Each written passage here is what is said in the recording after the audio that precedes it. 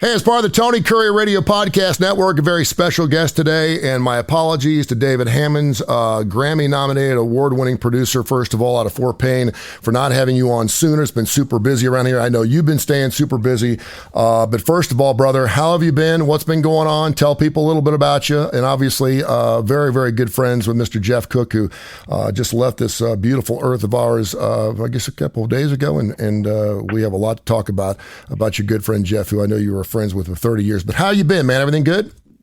Man, I'm doing great. Life is good when you love what you do and do what you love. You know, you understand that concept. Sir.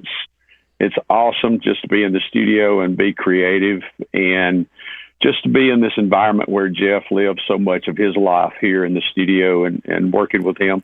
But I'm doing great, considering that we lost Cookie. I call him Cookie. Mm-hmm. I also call him Uncle Jeff and a few other names that run through my head, but I'm doing great. I didn't know Jeff Cook personally. I had met him a couple of times, some golf tournaments, and obviously I knew you were good friends with him. Our good mutual friend, Laughing Tim, was just a huge friend of ours, and he would send me pictures all the time. And I know Braxton and some of his bandmates actually played with Jeff from his studios up there. But first of all, just talk about the man first. We'll get into his music and all the wonderful things he did, certainly from a solo standpoint, and also from an Alabama standpoint. Just talk about Jeff Cook, the man, first. Well, I met Jeff in 1980 at a red light in Fort Payne, and that's a whole funny story. And we just hit it off ever since then. And as far as the guy, he was never a star. He was just never a star. Even when he was a star, you know, when he became a star, he just never gave off that personality. He just wanted to be one of the guys and hang out and have fun. And he was the ultimate joke teller. Really? I mean, joke after joke. Jimmy Davis, I don't know if you know Jimmy or not. Jimmy is Hank Jr.'s road manager, stage manager. Mm-hmm. So Jimmy said it best. He said, had Cookie not have made it in music, he could have been a stand-up comic because he lived to tell a joke. Yeah. I mean, he was all about the joke. He liked three or four things, and fishing, joke telling, music, and it was kind of in that order. He loved to tell a joke. I'll give you an example. He called me one day. I wasn't here. He said, "Hey, are you coming to the studio tomorrow?" I said, "Sure." He said, "Well, we need to talk about something." And I thought, "Oh crap, I'm getting the axe or something," you know. So he had me the week before. We were going through his guitar amps. I was, and looking at because we got tons of his vintage amps up here, vintage guitars. We were going through the amps. I was, and turning them on to see what was wrong with them, if anything. And I came across this one amp, and I was labeling everything. And I came across this one amp, and I wrote, turns on but makes a humming sound. And I just labeled it. So Cookie calls, said, "Make sure you're coming up here. I want to talk to you." So I get here. I go upstairs to the office, and the very first thing he does is, "Hey, I got a question for you." He walks me down the hall. And I'm confused. I have no idea what this is. And he said, "Hey, on this amp here," he said, you wrote that it's humming. I just have one question. I said, "Okay." He said, "What song is it humming?" And he just died. I said, "You mean to tell me that you have called me up here? I'm thinking I'm going to get the axe, and you're just wanting to pull a joke the whole time." 24 hours he thought about this, sure. That's a great story. We're talking to a Grammy-nominated, award-winning producer, David Hammonds. He is out of Fort Payne, of course, a very good friend with Jeff Cook, or Cookie as you call him, who left us just a few days ago. I think about two other artists, Prince and Eddie Van Halen. When they left us, they left an enormous amount of material. And I don't even know what you do with that type of material. You've been producing forever, and I'm sure you've got a lot of material. And we know that the bands that will work on some things, they'll put them back up, they'll bring them back out. Paul McCartney, for example, went through thousands of songs during COVID and finished up a lot of music that maybe it just wasn't its time. Sometimes you have to shelf something up to pull it back out to work on it again. Sometimes you listen to it different, hear it differently. What kind of material did Jeff leave in his studio, and what happens to that material, and how are you going to go through it? Oh, wow. You have asked a really great question. I actually, about a year and a half ago, Alabama commissioned me to archive all their 2-inch reels that we had up here. So the process for that is you bake those in a convection oven to make sure that they don't have this sticky shed syndrome, which is another long story, but that you'll actually tear the tape up if it's not done properly, and you won't ever be able to use it again. Wow. So I archived everything over to digital, and during that process, we began to realize that Cookie, over the course of his career with Alabama, in the studio, they would do 2 or 3, 4 extra songs each. So we have enough material just on Jeff that's never been released. I think there's 38 songs. 38 songs. It's like a double album. So Jeff and I, we were working on that, and I was working on the mixes for him, and we had it up here listening to it while he was still here, and he was just like, he was just reliving the last, 40-something years of his career and all that. Plus, I have a live show from the Bowery. Wow. It's on a little 1/4-inch reel. I got goosebumps, man. Man, it's incredible, all the material that's just not been released. So you're talking about a band that had 33 number one songs. At one point, they had 21 straight. No. They had 41. 40. I saw 30. I saw 33, 51 top tens. I mean, it's insane. At that point, I mean, it could have been 81. It's just amazing. So when you go back and listen to some of this archive material that I'm assuming goes all the way back to when the band formed in 1969, as Jeff was a co-founder. Mm-hmm. What do you hear? Do you, and obviously you're talking 40 plus years of material. I think there's this thought process that everything you'd hear is a hit, that everything must have been a hit. And why is it still art, or why is it being archived, or why is it sitting in the box? Are you hearing bits and pieces of things? Are you hearing songs that obviously weren't completed? Are you hearing songs that maybe the band thought this is not good enough to be on our next album? No, I'm all of that. Yeah. I'm hearing the predominant thing about Alabama. It was their harmony. Yeah, the tightness of the harmony, the way they sang their notes, and they would actually a lot of times cross voice. One who was on the low part took the high part and swapped out in the way they did things.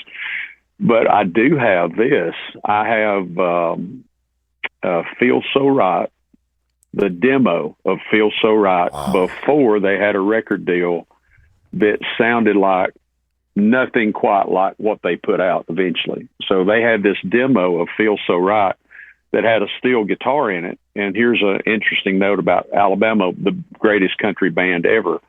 Never, ever in any song that they ever released or recorded did it have a steel guitar in it. Wow. And how did it change the sound of the song? There's no steel guitar. The way the song, the demo was, it had a steel guitar in it. But when Harold Shedd, their producer, did it, it just changed completely. It had more of an edge to it, and it didn't have that country sound. It had a more pop type sound to it. This is David Hammonds, very special podcast here, talking about the life of Jeff Cook, who co-founded Alabama and passed away recently. He had Parkinson's towards the end of his life. Did they, when they, and you produced a lot of their stuff and worked with them for a long period of time, and you've been commissioned to go through all their archives, did they write songs that they thought would be better on mainstream radio? And the reason I ask is, obviously you're talking about a band that they charted in the 60s, 70s, 80s, 90s, and the 2000s. I mean, they charted for 5 decades. Did they ever play up to radio? Did they ever think, because they had a lot of songs that could have been top 40 hits, but it just wasn't their time to be a top 40 band. They were a country band. And a lot of people back in those days, now you have Shania Twain was notorious for it. She did a country album, and then she did the same songs as a contemporary album. Did they kind of stick to their guns on how they wanted to sound? Did they ever think, if we change this up a little bit, we have a better shot at having a crossover? No, they totally stuck to who they were and the area that they came from. They did not sell out to the industry. The industry bought into them. Yeah, is really what happened. I've been in this room when they were picking out songs for an album, and they would sit in a circle. Everybody here, Teddy would start the song playing. Randy would have his head down, be listening, and at the end of the song, he might do this, not say a word. At the end of the song, he would say, on the next song, he'd say, yeah, I like that. And the way Randy was listening, he wanted that song to touch him. These are the songs that they might have co-written or might not have written later on. And if that song didn't touch him, if he couldn't relate to that song, he felt like he could not sell it to the public as a performer. Wow. So if it didn't relate, I'll give you an example. On the 41 hit song CD that they did the demo work for it here, and there were 3 new songs on that double album, and one of them was called 5 o'clock 500. So when Randy was singing the demo part of that, and he was getting ready to leave, and they were going to do the backing vocals after he left, and as he got to the door, he said, hey, y'all do this. Make sure you do this. When you say the hook line, 5 o'clock 500, he said, make sure you say 500. 500, not 500. He said, because that's who we are. That's where we come from, and we're not going to change that. That's a great story. David Hammonds joins us here. He's a Grammy-nominated, award-winning producer, and just a joy to have you on talking about the life of Jeff Cook. You know, that bands don't last 50, 60 years. They just don't. And Alabama did, and I think they recently played a tour or a concert as recently as just 4 or 5 years ago, and obviously Jeff was having a hard time with that through his Parkinson's. And I think of the Rolling Stones, but to have the original band stick together and continue to play like that, and I know they hung it up several. Kiss is another band where they've hung it up, and then they play some type of tribute, and they're like, you know what? Let's get back on the road. And next thing you know, they're all back out there again. What I think is so amazing about them is how they adapted and changed, not necessarily their sound. I don't even know it's not their brand, because like you said, they stuck to their guns. The fact that they were so relevant for so long of a period of time in one genre of music, to me, is just mind-blowing. It's just crazy. That's phenomenal. Absolutely. I mean, it really is, because you don't see bands chart in the 70s and then chart again in 2001. You just don't see it. You don't see it happen. And I don't know if that is a justification of the country genre, which a lot of people thought was going to be out the window in the mid-'80s. It certainly has changed a lot. Let me ask you this, and I think I got into country music. Alabama got me into country music. I was always a classic rock guy. Charlie Daniels band, Marshall Tucker band, even Lynyrd Skynyrd to an extent had a little bit of a twang to it that was kind of fit, but it always was a classic rock sound. And there was transitional periods in country music that I think were really important. And they were part of all 3, but you had the Conway Twitty parts, and the Loretta Lynn parts, and even the Hank Williams Sr. parts. And then it kind of moved into that late 60s, 70s, maybe even early 80s part of the Ronnie Millsaps and the Vince Gills and the Keith Whitney and the John Andersons and the Randy Travises. And I think Alabama just absolutely floored that area. And then, of course, you got into to what we know as country music now. How did they feel knowing that almost every single song they put out seemed like it was going to be a #1 hit? Did they like the way music was changing? What did Jeff think about country music today, I guess is what I'm trying to ask in a long roundabout way. I think Jeff, he is a child of the 50s and 60s, and he loved that rock and roll era. His favorite guitar player was James Burton. I've got a James Burton Telecaster here. I'll show you here in a minute. Yeah, please. His other favorite guitar and favorite band was the Ventures from the 50s and 60s. Wow. Noki Edwards, the lead guitar player for there. We did a song for the Rock and Roll Hall of Fame that Jeff played lead guitar on as part of Noki's induction into the Rock and Roll Hall of Fame. And so as far as what Jeff thought about, he loved all kinds of music. Yep. He loved gospel. He loved that rock edge. He loved Ricky Nelson, any of that type of stuff like that. And he loved his version of country music. I don't really think that Jeff listened to a lot of other artists during his career. I mean, they did their music. He did his music with Jeff Cook and the All-Star Good Time Band. He did that on the side. And I don't think he really had an opinion of what was happening outside of his realm, really. David Hammonds joining us here. Of course, David is an award-winning producer out of Fort Payne, was great friends with Jeff Cook, who just left us, and we're talking about his life, and it's just amazing to go through it. I spent about 2 hours this morning because I wanted to have good questions for you, and I know I've screwed a couple up, but I just love hearing you talk about him because I was just a huge fan of him, and because of you and Laugh and Tim, who was a good friend of his. You mentioned the Rock and Roll Hall of Fame. Dolly Parton just recently got in at the age of 75, and she had mentioned the fact that, it's, and people have to get past this whole Rock Hall of Fame. It's a Hall of Fame. It's a music Hall of Fame. And she said she didn't want to be in it because she was a country music star. Alabama has been on the docket to be in the Rock and Roll Hall of Fame for 20 years. What were their thought process? Do they care about getting in? They'll get in. And I can't imagine why they wouldn't, because every genre is in the Rock and Roll Hall of Fame. What's their thoughts on that? I really wouldn't know their opinion on it, but in my opinion, I don't think that, they would be honored, obviously, to be there.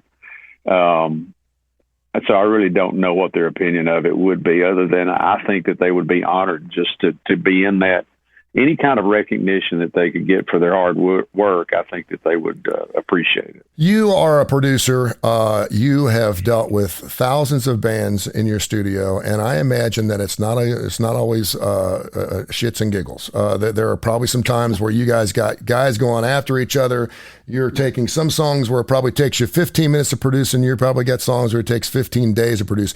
Tell me what it's like to be in the studio with the band Alabama, and how did Jeff Cook play into the dynamics of how a band can stay together that long and not break up? Working in the studio with those guys is a pleasure. Now, I think you mentioned a while ago that I was one of their producers. I've never produced them, but I've worked on engineering stuff here with their engineers. They have this formula that they work with their people, all the time. And so I'm just one of the engineers at that point. But as far as the dynamic that Jeff brought, his guitar tones and the way he bent strings made you think that it was a steel guitar.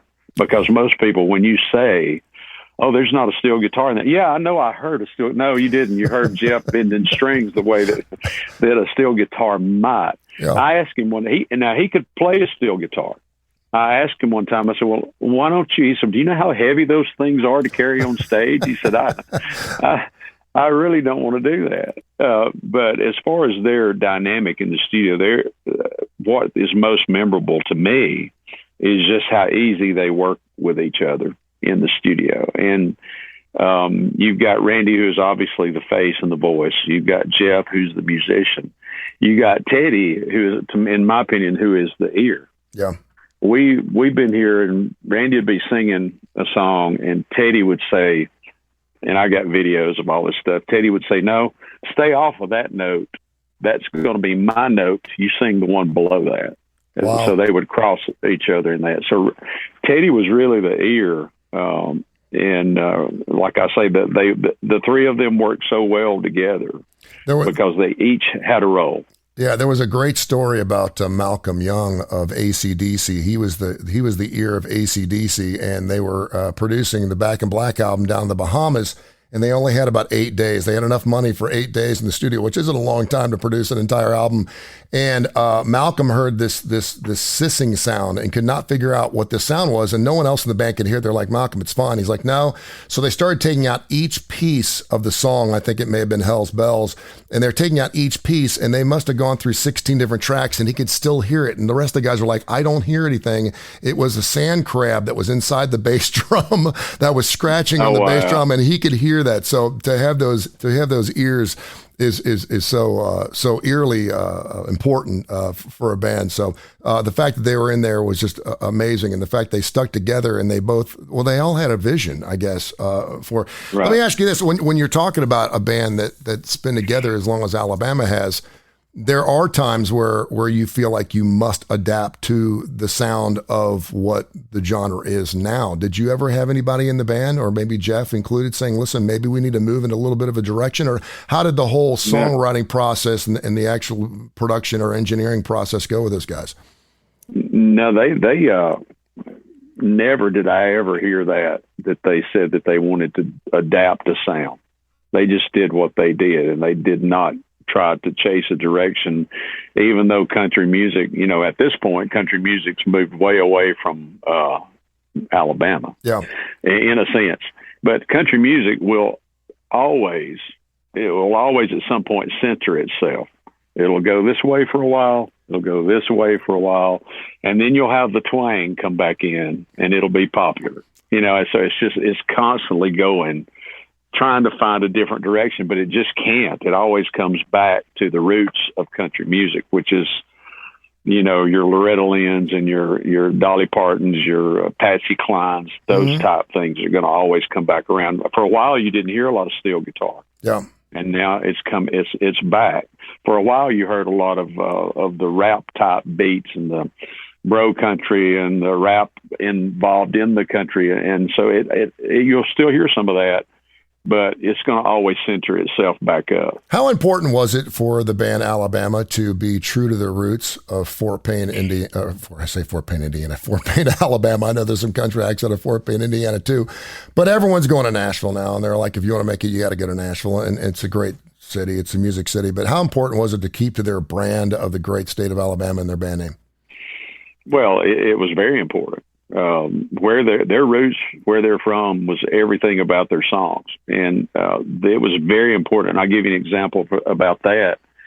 When I was 21, and my band opened up for Alabama at the first 2 June Jams, and there was a banquet, and and they set my band, way in the back.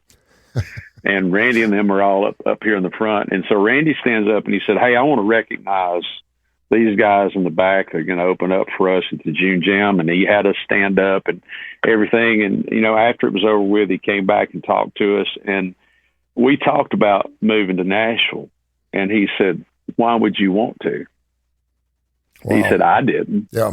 He said, "You guys should just hang out here and do what you do. And if you make it, you do. If you don't, you don't." He said, "It takes a lot of luck." Now, we had inroads in Nashville, and Alabama opened up a lot of doors for us, but that was Randy's thing and the whole group's thing. It was, they needed to come back here where they could actually walk down the street and nobody bothered them. And they were just, right. He said, "Well, I've ridden by the movie theater before, and there would be Randy and his kids out there going in. Nobody's bothering them. They're just standing in line." They may have been the most accessible country music superstars that we'll ever have, because for sure here, you don't have that. Let me ask you one final question. Then I want to see that guitar, and I want you to share at least one good story that you and Jeff Cook enjoyed together. What kind of collaborative efforts did Alabama have with other artists? I know that Lionel Richie did Deep River Woman. I know there was a Duffer, but what were some of the collaborations that Jeff worked with, and certainly Randy and the rest of the guys in Alabama that they really enjoyed? Well, no, the Deep River Woman was incredible. And and Brad Paisley, they worked with Brad, Jason Aldean, Jamie Johnson. All of these artists have intertwined with them at some point, and they have been good for Alabama has been great for their career and has influenced their career. Alabama still does the Songwriters Night once a year at the college to raise money, and it's always very special to see that. So those collaborations have meant a lot to them, to be recognized by other artists that actually want to do something with them, and that they want to do something with other artists too. So that's just been a big plus for everybody in the industry, actually. All right, give me a good Jeff Cook story before we let you go. Okay. So we had a studio session scheduled, and they required a B3 Hammond organ. And we had to rent one because we didn't have one. So I rented one. They pull it off the truck 3 hours before the session. They bring it in, and it doesn't work. And I said, "We got to have one in like 2.5 hours." So they call, find another one at the church, go to the church, pick it up, get it down here. Long story short, it was immaculate. I had never seen one in this great a condition. They even had the original lettering on the assignment keys. Wow. And so after the session, I asked the guy, I said, "Hey, can you leave this here for a couple of weeks? Cookie will be back in off the road." And I said, "I think he might buy it. What's the price?" And he told me. Cookie comes in, plays it. He said, "Oh, man, I love this." And he said, "How much?" And I said, he said, "That's too much." See if you can get them down. So we went back and forth. I did with the owner of the company and Jeff. And it was like, we got down to within $1,000 of each other. Okay. And they wasn't moving. Cookie wasn't moving. And I thought I was going to lose it. I called Jeff. He's on the road. I said, man, look, I'll tell you what I'll do. I'll put up $1,000 of my own money if you'll just get this organ. He said, you really would, wouldn't you? He said, yeah. He just died laughing. He said, no, man. He said, if you do that, if we can make money on it, if we sold it tomorrow. And I said, yes, we could. He said, I will buy it. And so it's been here ever since. But that's just Jeff. He was very conservative with his money. Yeah. Believe it or not. I mean, he walked in here one day with a keyboard. A nice keyboard, and he said, man, I found this at a yard sale on the way up here. I bought it for $110, and we've still got it back here. Sounds great. That is great. Hey, real quick, what other instruments did Jeff love playing? He enjoyed piano. He was probably a better piano player than he was a guitar player. Wow. He just never got to play it, and that's the truth. He could play the Jerry Lee Lewis stuff and just kill it. He was something. That's amazing. All right, show me that guitar. Yeah. Well, I've got 2 or 3. I want to see him, man. All right, this one is incredible. This is called the Robin. Wow. It's a double neck. Oh. Let me make sure I can kind of get it in there. I see it. It's a double neck, but the color on it, and I'll bring it closer, that is all airbrush. That's incredible. And the guy that does all of Jeff's airbrush, his name was Wayne Jarrett, and he just did all kinds of work for him. That is so cool. That is beautiful. I actually took a screenshot of that one time and made it my screensaver on my computer. That is awesome. That is incredible. We've got a James Burton Telecaster, and James was Cookie's favorite guitarist. Look at that. That is incredible. That is beautiful. It is. Absolutely. And I got a microphone if I've got time to share that story. Yeah, absolutely. So this is an M49B, Neumann, or Neumann as some people call it. Mm-hmm. If you can get that shot at it. We've had this microphone for a while, and it went through some hard times, so to speak.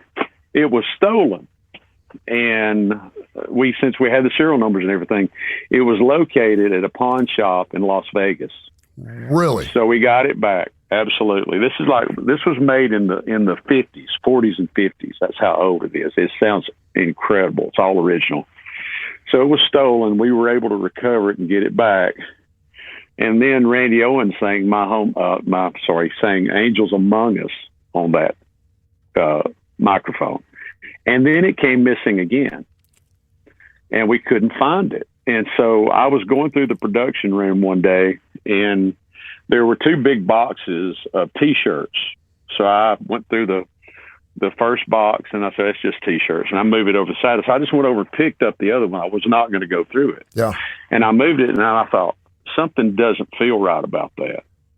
And I brought it back over, and I uncovered and there it was in the bottom of that T-shirt box. Somebody was going to steal it again. Mm-hmm. That's what the thing was. So I looked up the value of that one microphone. It's just on Reverb. You can buy one of that era for $16,000. Okay, so now you add the story to this microphone. I mean, it becomes priceless. It really does. It's had its own life. The DNA in that microphone is probably just absolutely amazing. Hey, David, man, thank you so much for your time. I know a lot of people have been hitting you for interviews and stuff, and greatly appreciate your time. You know, you're welcome to come to my studio anytime. I could sit here and talk to you for hours. Greatly appreciate your time. Thank you so much for joining us. And please keep in touch and let me know what's going on, okay? All right, brother. Love you. Love you too, man. Good to see you too, brother.